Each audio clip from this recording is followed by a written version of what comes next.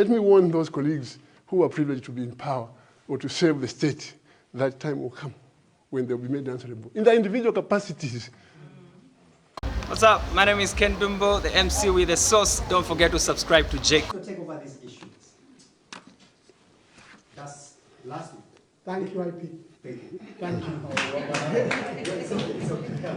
Your Excellency, let's start with blessings. He was asking about Mount Sampa. Yeah. And the current status with Mount Sampa. Yeah, Miles Sampa is my young brother, and I would like to believe that the members in their wisdom have a lot of saying. One of them is Uwa Wataimina. You know, we should learn to help those who have fallen, and at the same time, find a way of rehabilitating them. I think I did refer to a line or two in my speech where I said that we are ready to have people who have fallen on the west side back into the party if they so choose to work with us. And the examples, of course, are many. We have worked with people who have previously gone away, insulted us, called us names, and so on. We have included them. So we are talking to Miles Sampa. And I think for now it will be premature for me to say anything beyond the fact that we have healthy contacts and we are looking for a way of putting the bad patch we experienced behind us. And this will be done pretty soon. Joseph, you came with another question. What was the question? That as a lawyer, do you think that the 9 expelled, especially that they didn't cause a by-election, that they are eligible to contest? I was looking at Article 72 of the Constitution just a while ago. It is very illustrative. It says that if you have been wrongly treated by your political party, expelled in this case, you can go to court. And the court will adjudicate on the matter. And if the court finds that the expulsion was unconstitutional, oppressive, was out of the dictates of democracy, then you can choose to remain in parliament as an independent.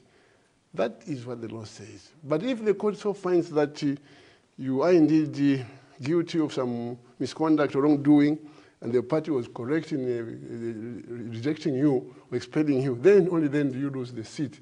And I think the court ought to write to ECZ to say, look, this seat has fallen vacant because of this. Then the court will authenticate the expulsion. ECZ will maneuver and get to have an election. That's what my understanding of the law is. And I know that I may be probably rusty in my understanding of the law, but I think I'm correct on this particular one. Thank you, Excellency. Innocent Piri says with the crisis the country is facing, economic crisis, cost of living crisis, and all the crisis, load shedding, the disease outbreaks, does President Hakainde Hichilema have capacity to resolve this issue? And then he referred to the issue of Emmanuel Jejebanda, the recording that's raging in the country currently. You know, as an opposition party leader, whatever I will say about President HH will be perceived from that angle, that I'm just being opposition. But the truth is, ask any Zambian in the minibus today, I've heard of stories of people being told, can you please drop this passenger? Because people saying we're willing to pay for this passenger because he's now testing our patience with this. If it's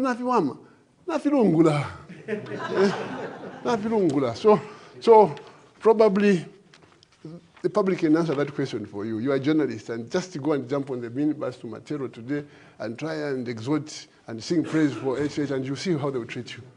So I think that sounds it. The course of election, obviously, is another waste, and we don't want to go that route. We shouldn't go that route at all. And you know why? That's why that Article 72 was brought into the Constitution to safeguard the parliamentary seats from being abused by people resigning or defecting or being fired willy-nilly. That's exactly why it is there. So if you go and read it, As a journalist, I know it's plain English, you understand what I'm talking about. That particular Article 72 was deliberated upon by a lot of other commissions on the Constitution to protect members of parliament from being abused by their parties. And this is a good example. So I've also heard of that audio, and I can tell you that that audio has been in existence for some time. They were trying to suppress it. They were trying to suppress it. There's one minister on that audio. I don't know whether you've heard the whole thing, but it goes for about 1 hour, 30 minutes. It's long. One permanent secretary in the company of another went to CJJ's family and talked and told them to just withdraw that statement implicating the 3 musketeers from State House. So my comment is that when we tell you that these things are happening, you should believe us because they're happening.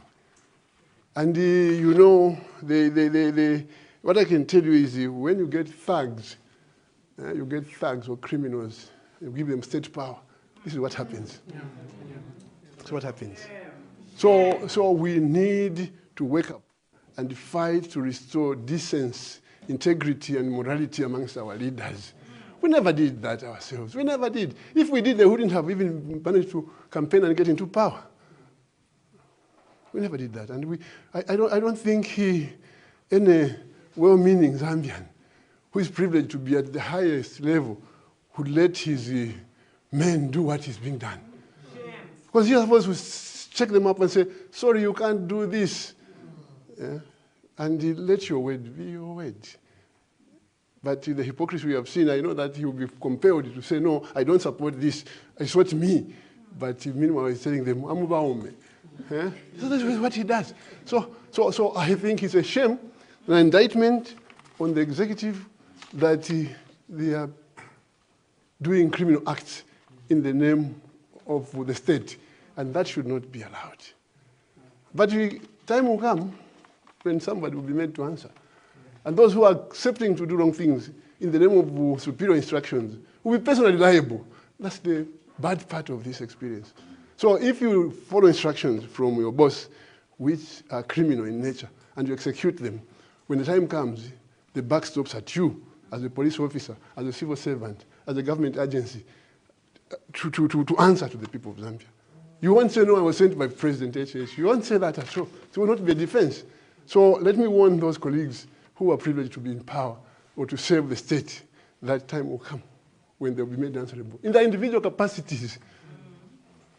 Thank you, Your Excellency. At this stage, I will invite... Don't forget to subscribe to my YouTube channel, J Cool, and turn on the notification bell, cause I'm gonna see you in the next video.